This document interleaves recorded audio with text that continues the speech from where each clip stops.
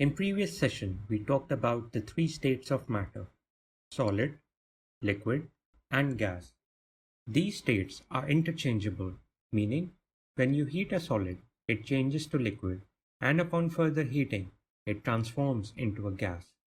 Conversely, if you cool the gas, it condenses into a liquid, and upon further cooling, it turns back into a solid.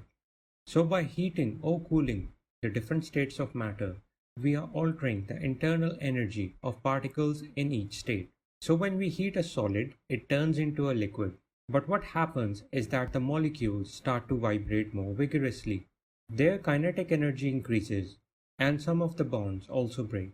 This increases the spacing between them, leading to higher potential energy. The result is a semi-organized structure we see in liquids. When the liquid is further heated, the molecules start to move with greater speed and higher kinetic energy. The bonds holding the molecules also break, increasing the spacing between the particles. Potential energy increases. Can you fill in the name of processes involved with changes in state of matter? Solid transforms into a liquid through melting, and liquid to gas through evaporation and boiling. Gas cools back into a liquid through condensation, and liquid cools to a solid through freezing. We know that all objects possess internal energy, which is the sum of kinetic and potential energy of its particles. And when we cool a substance, its internal energy decreases. This means both kinetic and potential energy decreases. But this decrease is in a set pattern of stages. In the first stage, the energy is released by particles to decrease their motion and speed. As a result, kinetic energy decreases and the temperature of the object falls. However, there is no change in state of matter. If it is a solid, it remains a solid. If it is a liquid, it remains a liquid. As the kinetic energy decreases, so does the temperature. In the second stage, the energy released by the particles strengthens the bond holding the structure together. In other words, their potential energy decreases as the bonds start to strengthen. The molecules move closer together to each other, and change of state occurs. If it is a gas, it condenses to become a liquid, and if it is a liquid, it freezes to become a solid. During this transition or change of state, the temperature of the object remains constant. We discussed previously that in the first stage, energy is released by the particles to decrease their motion and speed. As a result, kinetic energy decreases, the temperature of the object falls. However, there is no change in the state of matter. If it is a solid, it remains a solid. If it is a liquid, it remains a liquid. As the kinetic energy falls, so does the temperature. We can represent this decrease in temperature through time-temperature graph. On the x-axis we have time, and on the y-axis we have temperature. So an object initially at 5 degrees is cooled over 4 seconds, and its temperature falls to 2 degrees. Assuming the object is cooled uniformly, we will have a straight line as shown by the dotted line. So if this straight graph was of an ice cube being cooled, it only shows that the temperature of the ice cube is decreasing over time. The object is becoming colder. We discussed previously that in the second stage, the energy released by the particles strengthen the bonds holding the structure together. In other words, their potential energy decreases. As the bonds start to strengthen, the molecules move closer to each other and change of state of matter occurs. If it is a gas, it condenses to become a liquid, and if it is a liquid, it freezes to become a solid. During this transition or change of state, the temperature of the object remains constant. So if the temperature remains constant, from where does the heat released into the surrounding comes from? Does it simply appear? Clearly, this goes against the law of conservation of energy. Actually, the energy released is the decrease in potential energy when the molecules move closer together, when the bonds holding the structure together strengthen.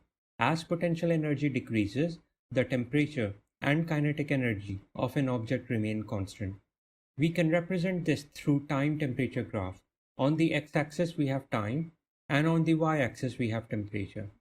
Let's talk about water, which freezes at 0 degrees to transform into ice.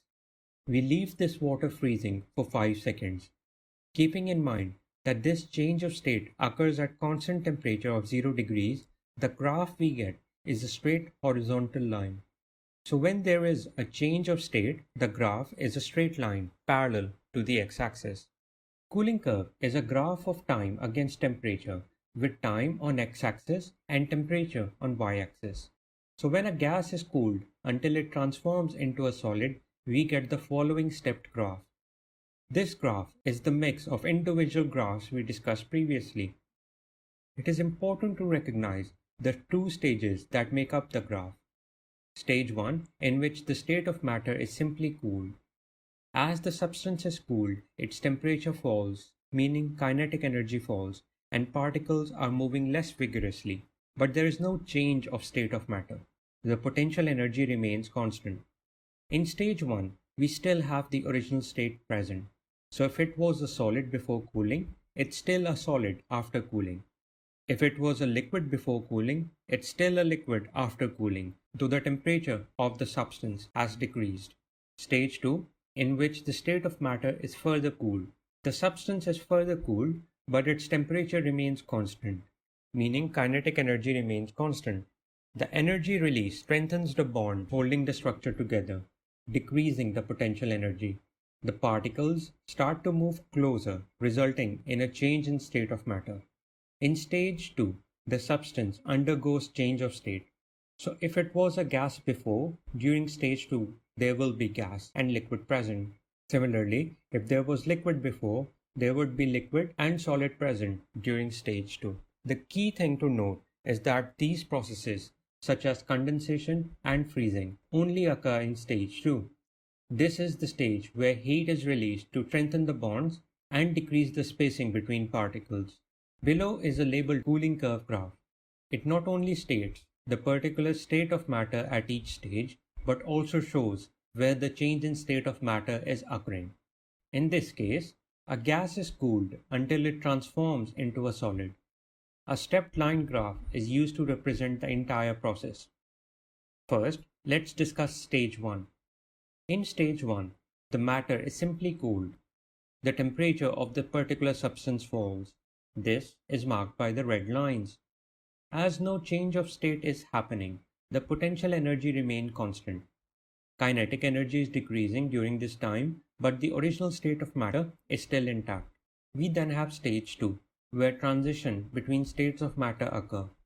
In stage 2, the matter is simply cooled, but the temperature remains constant. This is marked by the brown lines. There is a change in state of matter. The heat energy released decreases the potential energy of the object. In other words, to decrease the spacing and strengthen the bonds between particles. Condensation and freezing happen during this stage.